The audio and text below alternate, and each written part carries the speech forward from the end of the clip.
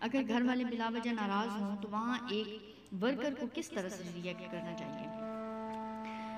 ایسا ہے کہ کچھ بھی بغیر وجہ کے تو نہیں ہوتا نا، ہر بات کے پیچھے کوئی نہ کوئی وجہ ضرور ہوتی ہے، تو پہلے خود کو چیک کریں اور وجہ تلاش کریں۔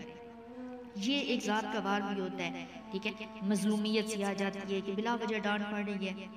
تو ہمیں ایک ورکر ہونے کے ساتھ ساتھ بہن، بھائی، بیٹا، بیٹی، بیوی، شوہر، ٹھیک ہے نا، ہمیں بہت سارے ایسے رول ہوتے ہیں جو نبھانے ہوتے ہیں۔ یہاں پر اگر محسوس ہو رہا ہے کہ ناراضگی کا اظہار ہو رہا ہے ہمیں کسی بھی رشتے کے حوالے سے، تو اپنے معاملات کو چیک کریں کہ کس وجہ سے ایسا ہو رہا ہے، پھر وجہ تلاش کر کے اس وجہ کو سیٹ کرنے کی کوشش کریں، کیونکہ ہر مسئلے کا ایک حل ہوتا ہے، تو وہ حل ڈھونڈیں اب یہاں پر۔ یہاں ایک اور پوائنٹ کو بھی ذہن میں رکھیں کہ گھر والوں کو ٹرائنگل بنا کر ڈیل کریں نا تو بہت آسانی رہے گی۔ اگر ایسے ڈائریکٹ دیکھیں گے ون ٹو ون معاملات کو گھر والوں کے ساتھ تو بہت مشکل ہوتا جائے گا۔